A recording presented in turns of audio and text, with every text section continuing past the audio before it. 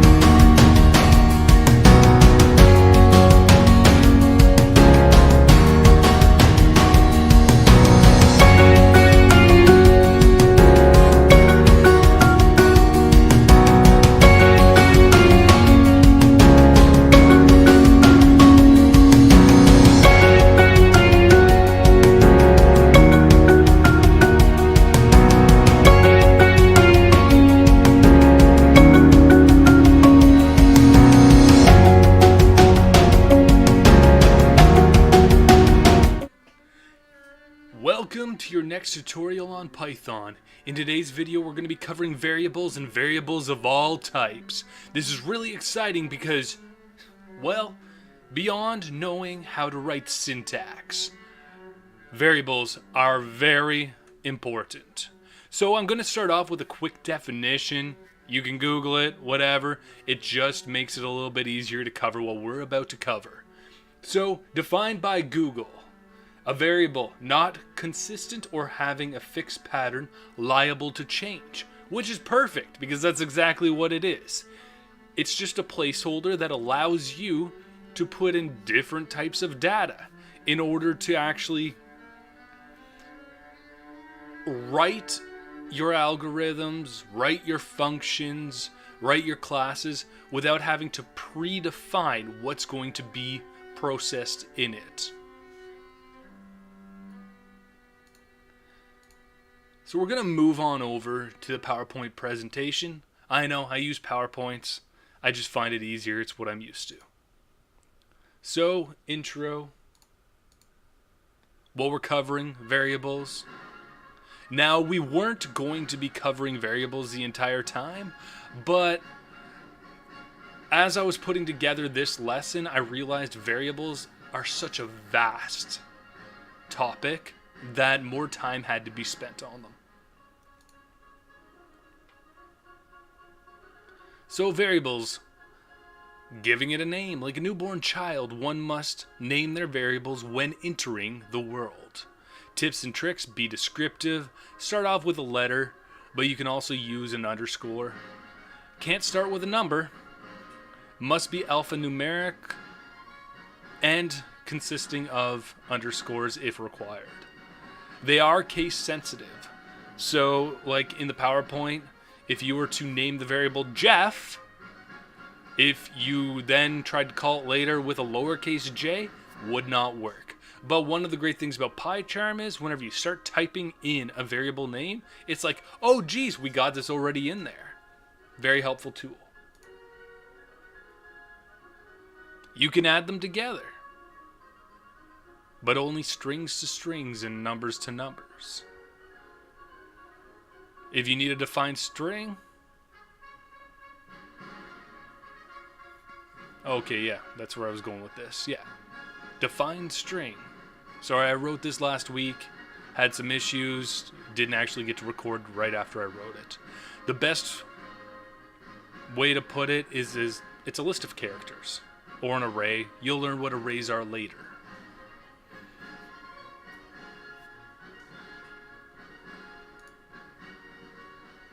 So what is an integer? An integer is a number you can count, like from 1 to 10. It's a whole number, positive or negative. It does not consist of decimals or fractions. A float consists of fractions, same thing with doubles. Doubles are legit just double the size of a float. So like 10.5 would be considered a float, or like in the terms of money. So you got pennies, nickels, quarters, dimes. I'm Canadian, that's what we got. Or ones, twos, fives, and tens.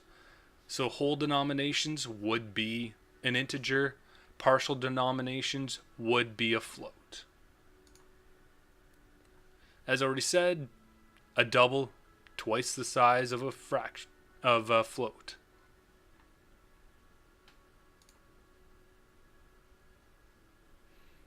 So in Python, we've got our numbers, we've got our strings, we have our lists, our tuples, and our dictionary.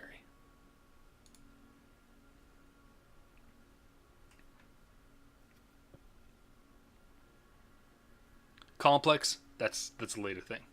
It's not a now thing. You're not going to use it right now. So integers and float, as I already gave the examples earlier. So a string, you can name it str name, Jimi Hendrix.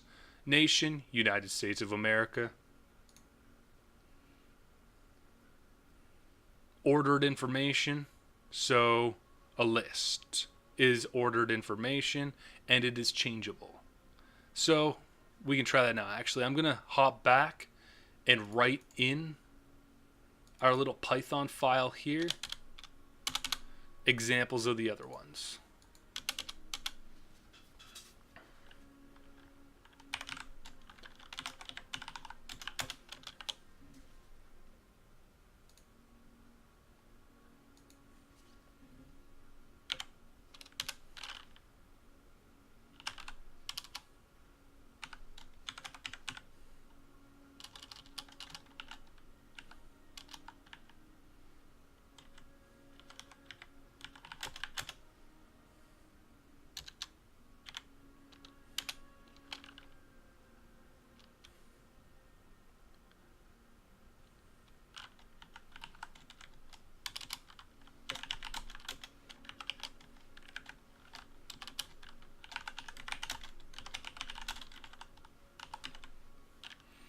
Okay, now that we have the first three declared, we're going to actually print them.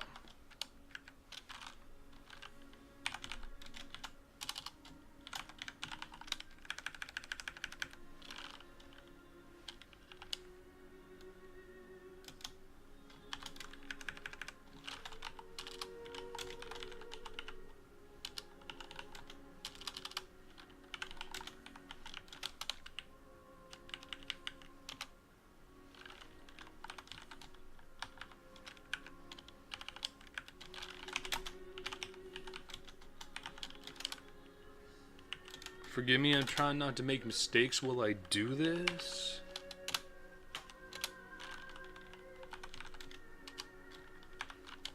Which is actually causing me to make mistakes.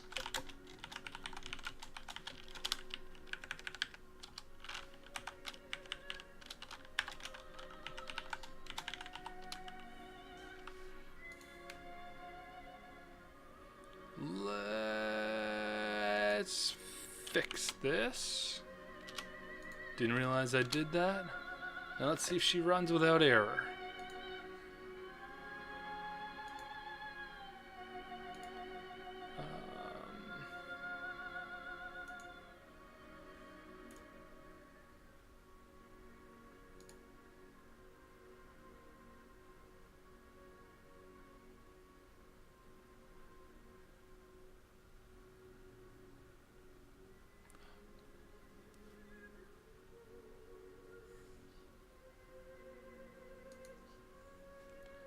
Just give me a second here.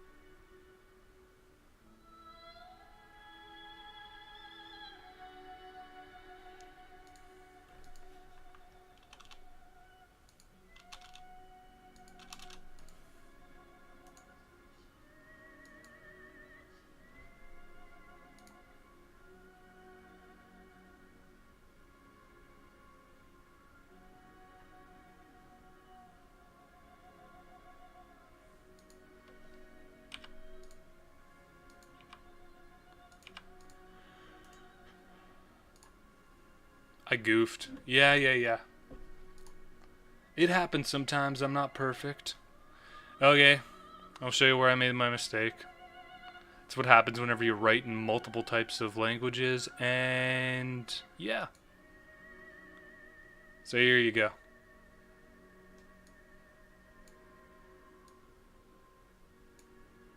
Every so often I get languages confused. Here we go. So output, I just put a comma instead of the plus. In JavaScript, I would have put the plus.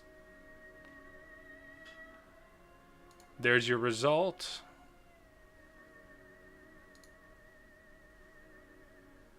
I just showed you guys all my Facebook. Okay, so let's go back here. Go back a little bit. Now let's get our lists.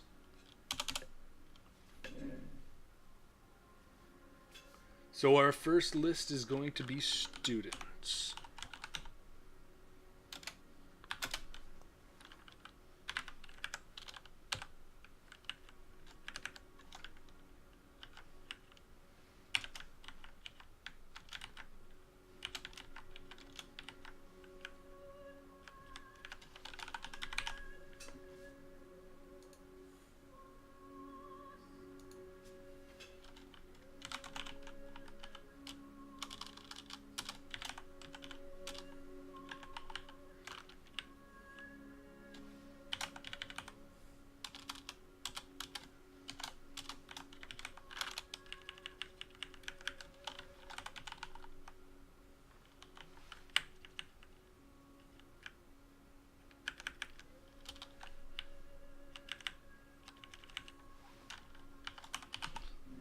So here we're going to have Travis, Michael, Jimmy, and Tiberius.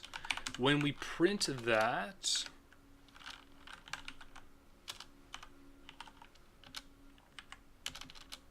before I print it, I'm going to actually change one of the students' names.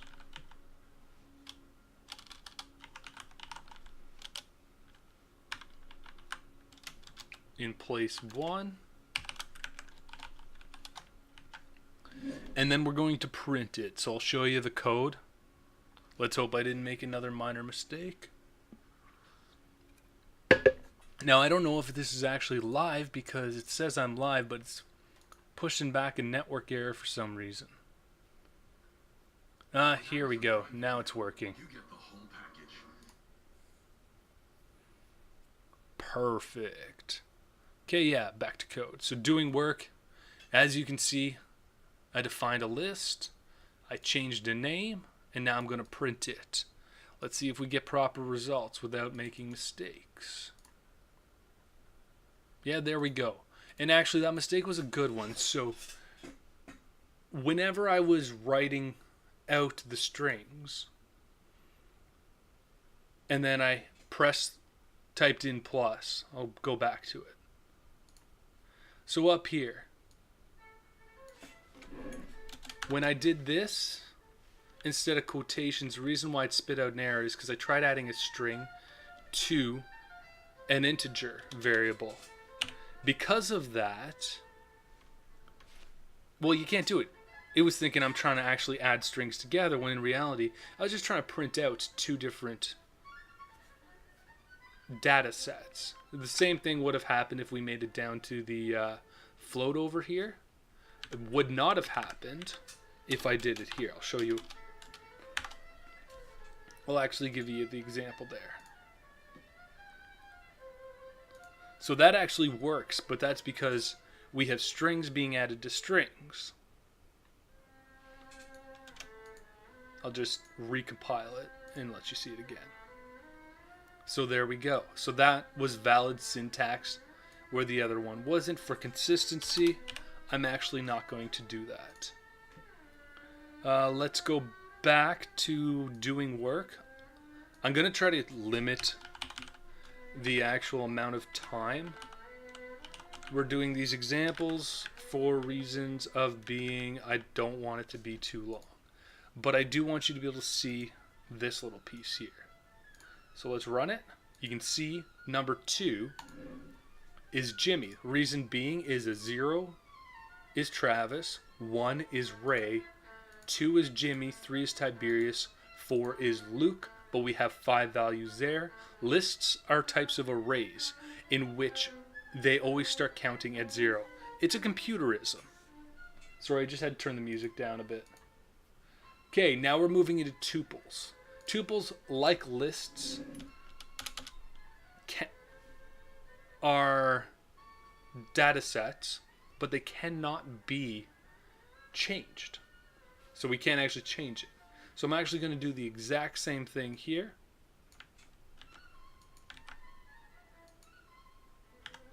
Just put another S. I know that breaks some of my rules, but I break my rules just like you're going to break the rules too. So difference being, you're going to use brackets instead of square brackets. And we're going to print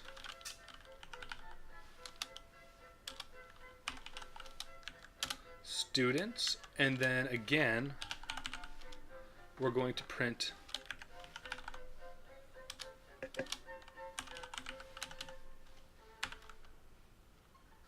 actually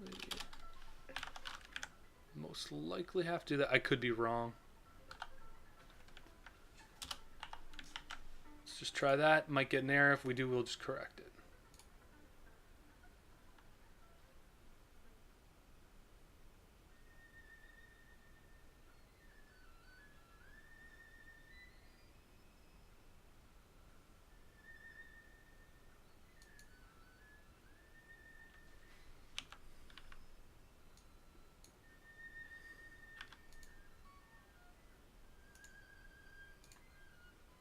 There we go. Yep.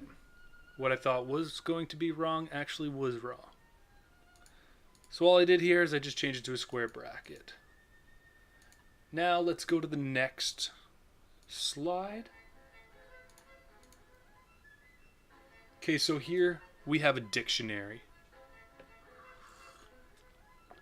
It's a collection of unordered, changeable, and indexed information. So it's exactly like a dictionary, or if you think of a computer registry, kind of the same thing. So we're going to write out a little bit of code here. We're just going to write exactly what's there, just to keep it simple and consistent.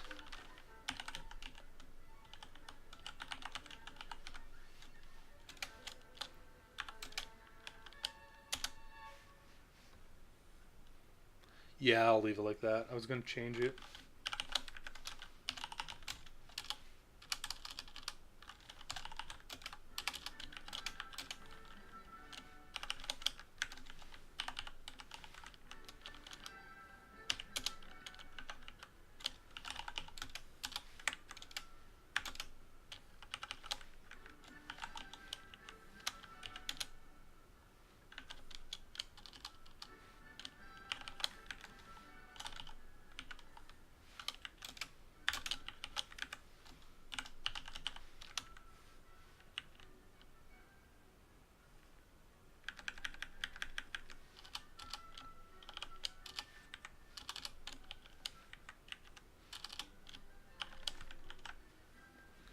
There we go. Let's print it out.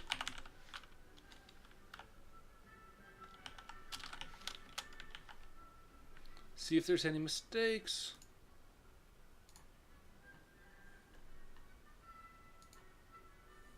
There we go.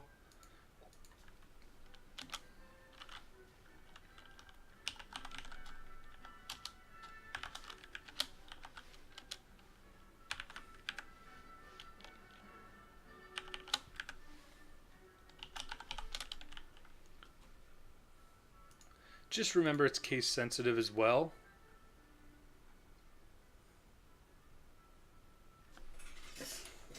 So, yeah. If you don't match up cases, it will return an error. Let's go back to the presentation. Summary, we covered variables. Awesome, right? We covered variables. Now, the reason why variables are important is you're going to be using them, and you're going to be using them a lot. I wanted to dedicate a single video two variables for the reason of I actually want you to spend time figuring it out, playing with them before we move into our actual operators, because operators are going to take a bit to get used to. Constants, you guys want to cover them quickly? No, we'll save that for later on. I'll just do a brief introduction to constants prior to us actually hitting the operators. Okay, have a good one. We're going to move into our outro credits, and then we'll end the video.